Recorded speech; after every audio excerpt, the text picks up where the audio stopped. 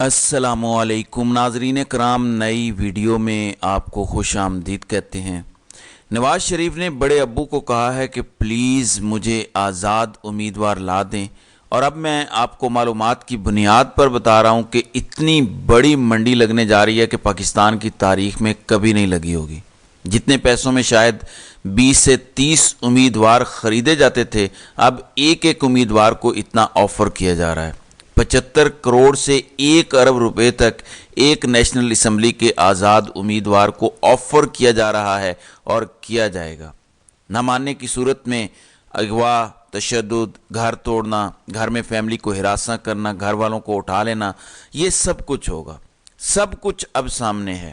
ایسے میں جو جیتنے والے امیدوار ہیں اور عمران خان کے ساتھ وفادار ہیں، وہ غائب ہو جائیں فیملی کو لے کر۔ یہ چند دن کا کھیل ہے، یہ جنگ وکلاء کو لڑنی پڑے گی، وکلاء کو سامنے رہنا پڑے گا، لیکن اب امیدوار سامنے نہیں رہ سکتے۔ میرا کام تھا آپ کو بتانا۔ اب آپ کو بتاتا ہوں کہ اصل گیم کیا ہے اور یہ اتنی بڑی دھاندلی ہوئی کیوں ہے۔ ہم انٹرنیشنل خبروں پر بڑی کم نظر رکھتے ہیں، لیکن آج آپ کو دکھانا چاہتا ہوں۔ امریکہ کے وزیر خارجہ نے سعودی عرب کے وزیر خارجہ سے فون پہ بات کی ہے اور کہا ہے کہ ہم فلسطین کو ایک ریاست بنانے پر بات چیت کر رہے ہیں، کوارڈینیشن کر رہے ہیں، اور اسرائیل کو سیکیورٹی کے ایشورنس ہو گئی تو فلسطین کی ریاست قائم کر دی جائے گی۔ اب آپ کہیں گے کہ اس خبر کا پاکستان میں دھاندلی سے کیا تعلق ہے؟ تو ناظرین کرام، بہت بڑا تعلق ہے۔ یہی تو خبر ہے جس کا پاکستان میں دھاندلی سے سارا تعلق ہے۔ یہ ساری مارا ماری، سارا انفراسٹرکچر تباہ کرنا، یہ سب الاؤ کیا گیا اسرائیل کو تاکہ ایک بار وہ سب تباہ کر دے، پھر محدود علاقوں پر فلسطینیوں کو اکٹھا کر کے ان کی ریاست تسلیم کر لی جائے، جس کے بعد ان کے پاس نہ کوئی انفراسٹرکچر ہو، نہ پیسہ ہوگا، اور وہ دوسروں کے رحم و کرم پر رہیں گے۔ ایک نام کی ریاست ہوگی جو پاسپورٹ جاری کرے گی، جس کو تمام ممالک ایکسیپٹ کریں گے۔ اسی طرح اسرائیل کو بھی تمام ممالک ایکسیپٹ کریں گے بشمول پاکستان۔ ان طاقتوں کو خطرہ ہے کہ عمران خان اگر ہوا پاکستان میں اقتدار میں، تو وہ کم از کم اپنے اقتدار کے دوران اسرائیل کو ایکسیپٹ نہیں کرے گا، کیونکہ عمران خان کہہ چکے ہیں کہ میں صرف وہ سیٹلمنٹ مانوں گا جو 1967 کے معاملات طے ہوئے تھے، وہ نقشہ ہونا چاہیے، ایسٹ یروشلم فلسطین کا کیپٹل ہونا چاہیے۔ تو عمران خان سے یہ مسئلہ ہے، یہ ایک بنیادی وجہ سمجھ لیں۔ بہت سارے عناصر ہیں، لوگوں کی اپنی نوکریاں بھی ہوں گی، لیکن یہ ایک بڑی وجہ بھی ہے اور آپ کو یہ بتانا ضروری تھا۔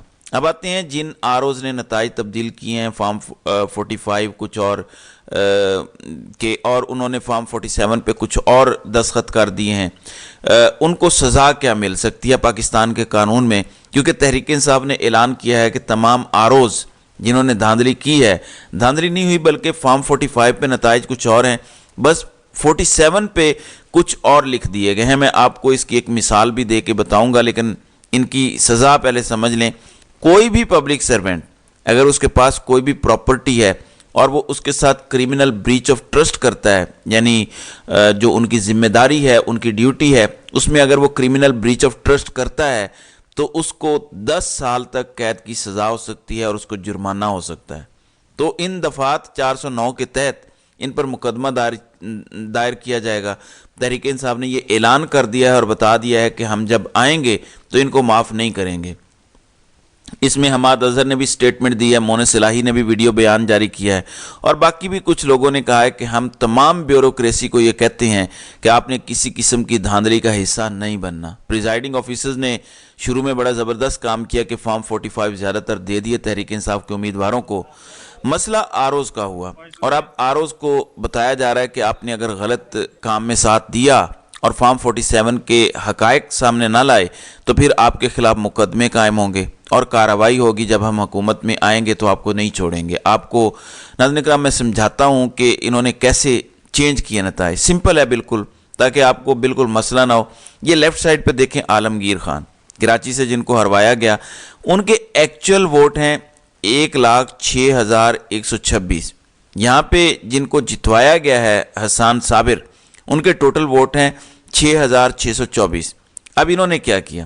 اب آپ رائٹ سائڈ پہ دیکھیں، عالمگیر خان کے 1 لاکھ یعنی 1 اور 0 ہٹا کے حسان صابر کے 6 کے ساتھ 1 اور 0 اٹھا کے رکھ دیا، باقی تمام نمبر سیم ہیں، 6 1, 2, 6 दोनों में वही हैं, और 6, 6, 2, 4 भी दोनों में वही हैं। सिर्फ इसका 10 उठा के इधर लगाया गया है। तो फॉर्म 45 के मुताबिक जो नतीजा आ रहा है 1,06,126 का, इसको फॉर्म 47 में सिर्फ 6,126 करके लिख दिया गया और यूं ये गेम डाली गई। नाज़रीन करम, मैं आपको ये सिर्फ एक एग्जांपल देकर समझा रहा हूँ कि ऐसे किया गया। अब ये किसने किया? आरोज़ ने किया। किसके कहने पर किया? नामालूम अफराद के कहने पर किया। मैं आपको सिर्फ एक मिसाल देता हूँ कि कैसे ख़वातीन का पोलिंग स्टेशन फतह किया जा रहा है। ये ज़रा चेक करें आप, बावर्दी अफराद ने ये काम किया, ये कोई मजाक नहीं है। पाकिस्तान में किस तरह की तबाही हुई है आप देख सकते हैं। तो इस तरह से ख़वातीन के पोलिंग स्टेशन फतह किए गए हैं, बावर्दी हजरात के होते हुए फतह किए गए हैं। यानी किसी को कोई शर्म नहीं आई, कोई हया नहीं आई कि किस तरह के काम हो रहे हैं, वर्दी को बदनाम कर रहे हैं। तो इस तरह से ये काम किए गए। अभी मैं कई वीडियोस देख चुका हूं जिनमें ख़वातीन पर तशद्दुद किया जा रहा है, पुलिस की जानिब से, रेंजर्स की जानिब से आम लोगों पर तशद्दुद किया जा रहा है। दूसरी जानिब अदालती कार्रवाई शुरू कर दी गई है, जैसे मैंने आपको बताया था, और 12 फरवरी को 20 कम अज़ कम केसेस समाअत के लिए मुकर्रर हो चुके हैं। इनमें डॉक्टर यास्मीन राशिद की नवाज शरीफ के मुकाबले में सीट, या अलीम खान के मुकाबले में जो सीट है, फिर सलमान अकरम राजा की सीट है, रेहाना डार की भी सीट है। तो 20 ऐसे केसेस हैं जो लाहौर हाई कोर्ट में अली बाकर नजफी की अदालत में समाअत के लिए मुकर्रर हुए हैं। दूसरी तरफ इलेक्शन कमीशन ने लेटर लिख दिया है आरओ को कि ये नताइज मुख्तलिफ क्यों आए हैं जो शुएब शाहीन की इस्लामाबाद की सीट है इस पर। तो अब देखना यह है कि इन पर 12 फरवरी को क्या कार्रवाई की जाती है, क्योंकि ये कोई लंबी समातों वाले केसेस नहीं है। एक चीज़ समात के लिए मुकर्रर हो चुकी है, तमाम पार्टीज़ को नोटिस जारी हो चुके हैं, उसी वक्त सारे फॉर्म अदालत के सामने खोल के पढ़े जा सकते हैं और सब कुछ वहीं तय हो सकता है। ये एक नहीं तो 2 समातों का मैक्सिमम काम है, ये किया जा सकता है। क्योंकि एक बात मैं आपको आज बता दूं, अव्वल तो ये ख़रीदना शुरू हो गए हैं, आगे से इनकार हुआ है। एक साहब का पता चला 75 करोड़ की ऑफ़र उन्होंने रद्द कर दी है, लेकिन कितने लोग रद्द कर पाएंगे? कितने ऐसे लोग हैं बेचारे जो ज़िंदगी में कभी इलेक्शन नहीं लड़े, उनकी तो काउंसलर बनने की हैसियत नहीं थी। उन्हें यही लगेगा कि जब हालात नॉर्मल हो जाएंगे तो हमें कौन दोबारा टिकट दे सकता है, वो पैसे हो सकता है ले लें। कुछ लोगों को कनाडा की शहरियत भी ऑफ़र हुई है। तो नवाज शरीफ ने बड़े अब्बू से कहा है कि मुझे ये सारे आज़ाद उम्मीदवार ला के दो। ख़ास तौर पर पंजाब असम्बली में तो बहुत सारे तोड़े जा सकते हैं, क्योंकि पहले भी ऐसे हो चुका है। तो अब देखना यही है कि कितने लोग इमरान खान के नज़रिए के साथ खड़े होते हैं, क्योंकि पंजाब असम्बली में जो भी नंबर्स हैं, मेरा ये रफ़ एस्टीमेट है कि कम अज़ कम भी अदालतों से 20 से 30 सीटें तहरीक इंसाफ को वापस मिल सकती हैं। इतने बड़े पैमाने पर धांधली हुई है। इसी तरह कौमी असम्बली में भी 20 से 30 सीटें तहरीक इंसाफ को मिल सकती हैं। तो अगर बंदे ना टूटे तो तहरीक इंसाफ पंजाब में भी हुकूमत बना सकेगी और वफाक में भी। केपी में तो हुकूमत तय है, आप ये समझ लें, लेकिन वफाक और पंजाब में भी तहरीक इंसाफ हुकूमत बनाएगी अगर मामलात अदालत से आइन कानून और हक के मुताबिक होते हैं। अब मीडिया बेहतरीन मौका ज़ाया ना करे अगर, और खड़ा हो जाए, अवाम भी खड़ी है, तो अदालतों में भी ताकत पैदा हो जाएगी। कुछ तगड़े जज खड़े हो गए तो ये नतीजे बदल जाएंगे।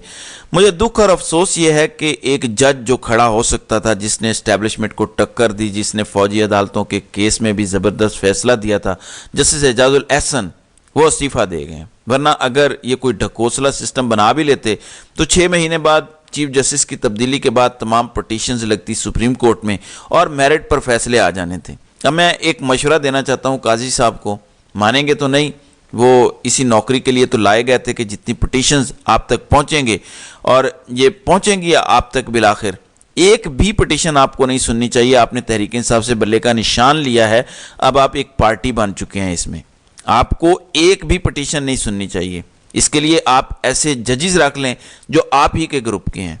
मैं सारे उन जजेस के नाम बता देता हूं जो इनके ग्रुप के हैं। इनमें यही आफरीदी साहब को रख लें, जस्टिस अतर मिनल्ला को रख लें, मंसूर अली शाह को रख लें। इन 3 का एक बेंच बनाएं काजी साहब, और सारे केसेस इनके सामने लगा दें और कहें कि आप फैसले करें सारे इलेक्शन में जितने भी प्रॉब्लम्स हुए हैं। ये सारे काजी ग्रुप के जजेस हैं। मैंने ये नहीं कहा कि जस्टिस मुनीब अख्तर को रख लें, जस्टिस आयशा मलिक को रख लें। तो मेरिट पर फैसला करने दें। बहुत जुल्म हो चुका, बहुत जबर हो चुका, और काजी साहब अगर होश करें तो रिव्यू पटिशन फ़ौरन लगाएं। اور تحریک انصاف کو بلے کا نشان واپس دے کر کہیں کہ ہم ریویو میں یہ فیصلہ کرتے ہیں کہ تحریک انصاف ایک جماعت کے طور پر موجود ہے اور ان کو الیکشن کرانے کی آزادی ہے، اور جب بھی کرا لیں اور فارم جمع کرا دیں جلدی، تو اس طرح حالات بہتر ہو سکتے ہیں، ملک آگے بڑھ سکتا ہے۔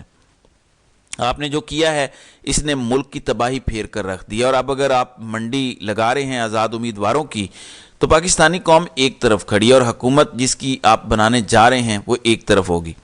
کیسے ملک چلے گا مجھے ذرا سمجھا دیں۔ صرف اسرائیل کو تسلیم کرنا اور بھارت کی بالادستی تسلیم کرنا یہ پاکستان کے مفاد میں کیسے اچھا ہو سکتا ہے؟ پاکستان اگر امریکہ، اسرائیل اور بھارت کی مدد سے چل سکتا تو جب امریکہ کے ساتھ ہم نے جنگ لڑی 79 سے لے کر تقریباً 90 کی دہائی تک، تو تب ہم امیر ترین ملک نہ بن جاتے۔ جب ہم نے مشرف کے دور میں دوبارہ امریکہ کی جنگ لڑی تو امریکہ تو ہمارا بہترین دوست بنا ہوا تھا، ہم نان الائی بنے ہوئے تھے، تب حالات کیوں ہمارے ٹھیک نہیں ہوئے اور ہم کیوں تباہ ہو گئے؟ یہ ممالک کبھی آپ کو ٹھیک نہیں ہونے دیں گے، کیونکہ آپ نیوکلیر آرمڈ کنٹری ہیں۔ اگر آپ اس لیول پہ پہنچ گئے تو انہی کے لیے خطرہ بن جائیں گے۔ تو اس لیے براہ کرم ہوش سے کام لیں اور پاکستان کو آگے چلنے دیں۔ تو ناظرین کرام، آپ کی اس ویڈیو کے حوالے سے کیا رائے ہے؟ آپ اپنی رائے کا اظہار کامنٹ سیکشن میں ضرور کیجیے گا۔